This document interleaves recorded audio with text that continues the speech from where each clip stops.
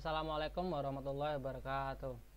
Sebelumnya perkenalkan, nama saya Fahri dengan NIM 2001530068 dari Prodi Teknik Informatika dan Fakultas Teknologi Informasi dan Industri. Di sini saya akan memaparkan skripsi saya yang berjudul Sistem Rekomendasi Wisata Pekalongan menggunakan chatbot dengan framework rasa. Sebelumnya, saya berterima kasih kepada dosen pembimbing saya yang bernama Pak Kristiawan Nugroho yang telah membantu saya menyusun skripsi ini. Yang pertama yaitu ada latar belakang. Sistem rekomendasi wisata pada saat ini, khususnya di Indonesia, sangatlah penting bagi masyarakat, di mana rekomendasi wisata-wisata ini yang bagus dan mudah tersebar dari mulut satu ke mulut lainnya. Namun, bagi wisatawan yang berbeda pulau atau bahkan berbeda negara dan mereka ingin mengunjungi wisata-wisata tersebut akan menyulitkan mereka dikarenakan minimnya informasi tentang wisata tersebut. Tentu saja, di era teknologi ini informasi mudah tersebar di dunia maya, di mana kita sebagai manusia yang memiliki pikiran pasti akan selalu berinovasi dan beradaptasi dengan kemajuan teknologi pada masa ini. Salah satu bentuk contoh teknologi yang dapat membantu manusia dalam mencari informasi tentang rekomendasi wisata yaitu adalah menggunakan chatbot.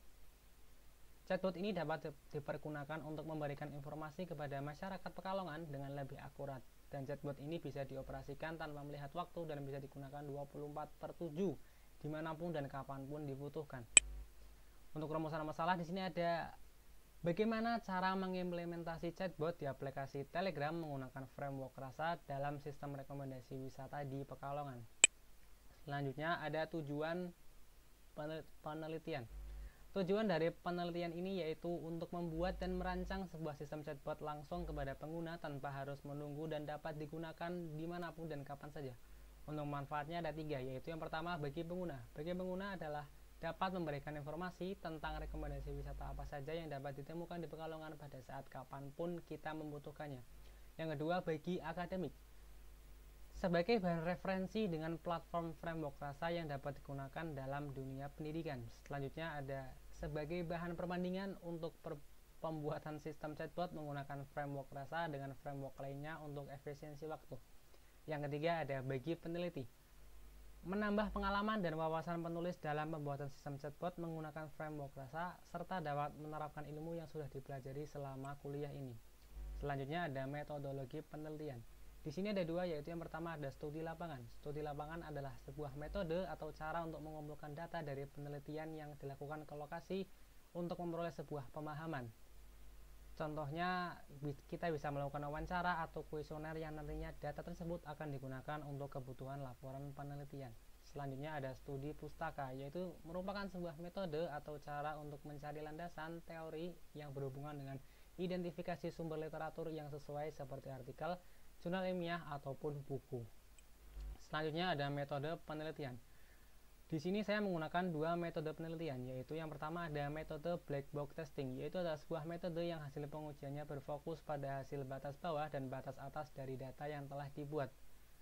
Yang kedua ada metode user acceptance test atau yang biasa disebut dengan UAT, merupakan sebuah metode inovatif yang dapat mencegah kegagalan proyek informasi. UAT ini dapat digunakan terhadap sistem yang sedang dibangun guna mengetahui tanggapan para responden. Selanjutnya ada flowchart atau kerangka kerja. Oke, alur kerja ini digambarkan pada gambar yang telah ditampilkan, yaitu proses pertama dimulai dari pesan teks user yang diterima dan diteruskan ke penerjemah untuk diproses teksnya. Selanjutnya menuju ke database pesan masuk dan kemudian akan dijaga dan kemudian akan diproses di ketentuannya menentukan aksi berikutnya. Jika pesannya sesuai maka akan menghasilkan pesan respon. Jika tidak sesuai maka akan kembali lagi ke pengecekan di database. Selanjutnya adalah implementasi sistem. Di sini saya menggunakan 2, yaitu hardware dan software.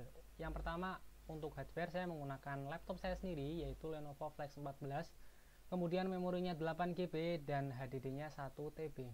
Untuk softwarenya ada Windows 10 Home 64 bit. Untuk aplikasi pengeditannya ada Visual Studio Code, dan untuk frameworknya ada Rasa, dan server web lokalnya ada Ngrok. Nah, ini adalah gambar hasil implementasinya. Yang sebelah kiri adalah gambar hasil profilnya, yang kanan adalah hasil setelah ketika user menggunakan chatbotnya. Nah, untuk kesimpulan dasarnya, berdasarkan hasil penelitian dan hasil pengujian sistem yang telah dilaksanakan, dapat ditarik kesimpulan bahwa penelitian ini sepenuhnya berhasil dalam merancang, mengembangkan, dan mengimplementasikan aplikasi chatbot ini yang berbasis Telegram dengan memanfaatkan framework rasa yang ditujukan untuk memberikan informasi mengenai rekomendasi wisata yang ada di Pekalongan. Dengan hasil pengujian menggunakan metode black box testing yang menunjukkan tingkat validasi yang tinggi atau sangat baik.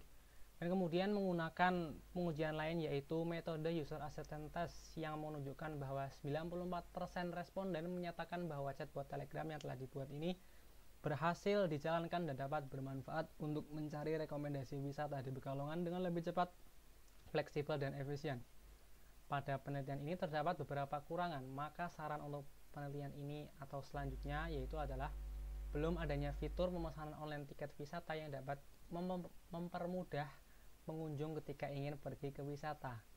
Selanjutnya ada lebih banyak intent dan stories yang bisa ditambahkan agar chatbot dapat lebih kompleks lagi dalam menjawab pertanyaan-pertanyaan dari user.